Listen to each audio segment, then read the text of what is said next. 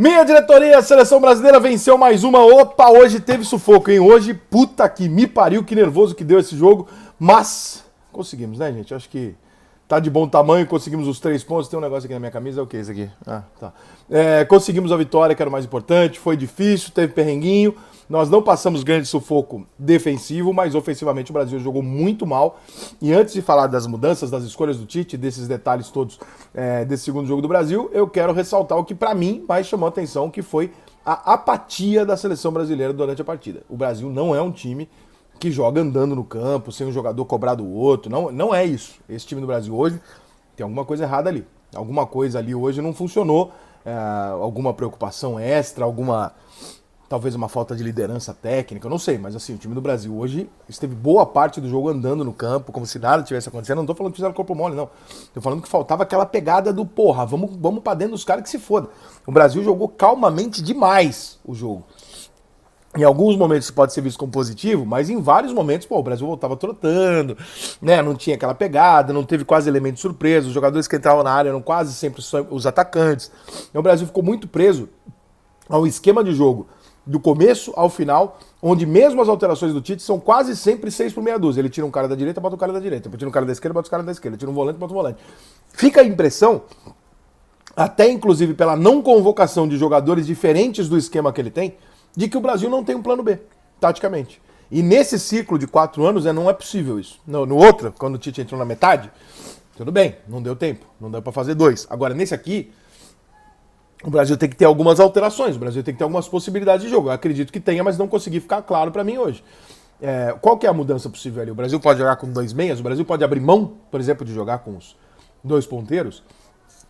Em algum momento do jogo hoje, era possível que você não jogasse com os 2 jogadores nas pontas, botasse o Daniel e o Alex, jogasse com o Militão de 3 zagueiros, deixasse só o Casemiro e botasse o Everton, o time do Brasil, pra frente com o Pedro dentro da área, por exemplo? Isso seria uma alteração tática, seria uma forma de jogar diferente. O Brasil não muda taticamente, ele troca quase sempre 6 por meia dúzia, o que me gera alguma dúvida sobre se o Brasil tem ou não essa opção. Eu espero que o Brasil tenha, eu imagino que tenha, mas hoje eu achei que a gente podia ver, né? Porque tivemos momentos do jogo que era possível mudar. Sobre a escalação, não concordo com o Militão, não porque não gosto mais do que o Daniel, mas você levou o Daniel. Então o Daniel é o lateral reserva. Como é que é então? Então por que o Daniel foi então? Então hoje o Tite deu razão para enorme parte do Brasil que dizia o Daniel não pode ser o lateral reserva da seleção brasileira. Hoje ele concordou com todo mundo, porque ele foi lá e pegou e falou, tem o Daniel Alves, ele é meu reserva, meu titular saiu, eu vou improvisar outro jogador porque ele não vai jogar de lateral.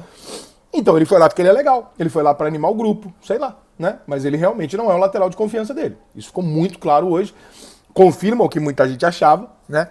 Deve haver algum momento interno que o Tite entenda que o Daniel é muito fundamental, porque senão não faz sentido nenhum isso. Mas hoje ficou muito claro que nós temos que ter uma preocupação e se eventualmente o Militão e o Danilo não puderem jogar alguma partida. Vamos supor que o Danilo continue machucado. O Militão toma um cartão e fica fora. A gente tem que ter uma preocupação. Por quê? Porque nós não confiamos no lateral reserva porque o Tite não confia. Então a gente também não pode confiar. Então o recado que o Tite passou hoje pra mim foi muito mal dado, tá? Eu, se fosse o Tite, eu teria escalado o Daniel hoje por critério, por desafogo, seja pelo que for. Mas o Daniel teria jogado hoje se eu fosse o Tite. A outra escalação, a do Fred, eu acho que foi ele foi prático, ele falou, olha, eu vinha jogando com o Fred, o Paquetá, o Neymar estava fora por causa da seleção da contusão, eu só volto o Fred e mantenho aquele time, né? Só que o Vinícius não era o titular no lado esquerdo, e o Rafinha tinha acabado de ganhar a vaga de titular do lado direito quando isso aconteceu. O Rafinha e o Vinícius, eles têm uma característica muito difícil, que é o seguinte, os dois são muito habilidosos, os dois são individualmente, têm lampejos de jogador brasileiro mesmo, de drible, de conseguir jogar e tal. Só que o drible, essa jogada é cada vez menos efetiva no futebol.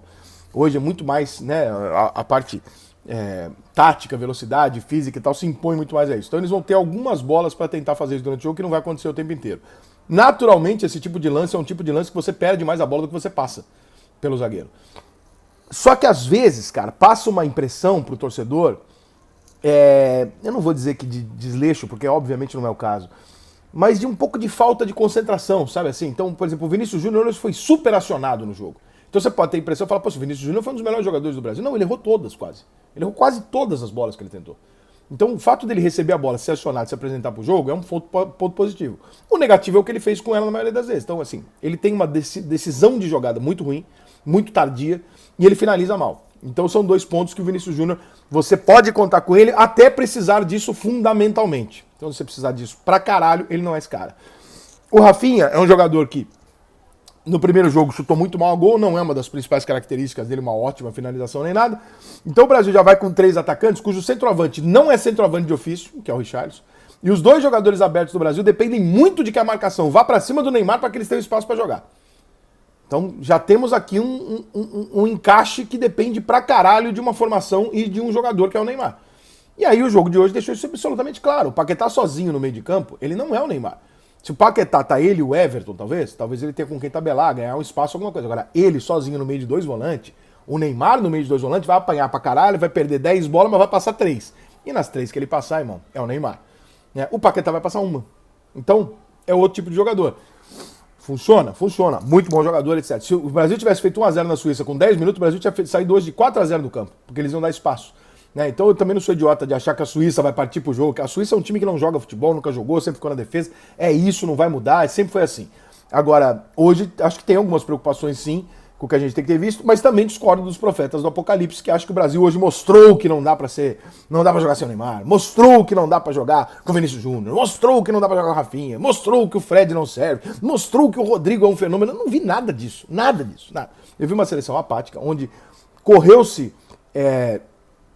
a mais do que o básico, muito pouco, onde os principais jogadores com lances individuais do Brasil, e aí você pode ler Vinícius Júnior, o próprio Rodrigo, o Rafinha, não conseguiram na maior parte dos lances passar, eles tentaram e ficaram na maior parte dos lances, onde a seleção teve uma dificuldade de criação enorme, com alterações táticas feitas pelo Tite incoerentes, por exemplo, a retirada do Paquetá, e você começa a ter um time que joga a bola na área e você tira o centroavante, e bota um jogador que é menos centroavante do que o que estava, então ali era para entrar o Pedro. Então tem uma série de coisas hoje que você pode pontuar assim, olhar e falar, pô, isso aqui eu não gostei. O que fica de interessante e forte na nossa cabeça. Não temos um time sem o Neymar, que é a máquina que a gente achou. Que, muita gente com esse discursinho raso de, não precisa do Neymar. Imagina, que nem a Argentina não precisa do Messi. Se não fosse o Messi, eles estavam fora, irmão. Entendeu? E o Brasil, se não for o Neymar, tá fudido também. Vai ter dificuldade também. Vai chegar, mas não vai ganhar. É difícil pra caralho você ganhar sem a sua referência. Então, parar com essa bobagem de achar que a seleção brasileira é autossuficiente. Nós temos hoje o Rafinha e o Vinícius e eles não. Desculpa, cara, o Neymar ele é melhor que os 2 somados. O Neymar é um extra classe. Os 2 são 2 muito bons jogadores. O Neymar é um ET. O Neymar é um jogador que está na prateleira dos grandes jogadores da história do futebol. Esses 2 são 2 bons jogadores, muito bons jogadores, talvez craques, mas outra parada, irmão. Nós estamos falando de outra parada. Então, sim, nós precisamos do Neymar, porque nós não temos nenhum outro jogador na seleção brasileira que destoie e desequilibre uma partida com 1 ou 2 lances, como o Neymar, o Messi, o Cristiano, o Mbappé, às vezes, são capazes de fazer. Nós não temos esse jogador, ninguém tem, então é bom a gente fazer uso disso. Mas, sem pânico, acho que o Brasil hoje deu uma desacelerada na nossa euforia, o que pode ser bom, mas também gerou uma preocupaçãozinha. Pô, peraí, não é essa baba toda não. Mas por outro lado era a Suíça. Agora vamos ver contra Camarões. Só adiantando, se eu fosse o Tite contra Camarões, era time reserva, poupar os meninos, porque os caras de Camarões vão sentar porrada, a gente já tá classificado, que se for dessa merda, vamos empatar esse jogo, vamos passar em primeiro e é isso. Beleza? Valeu!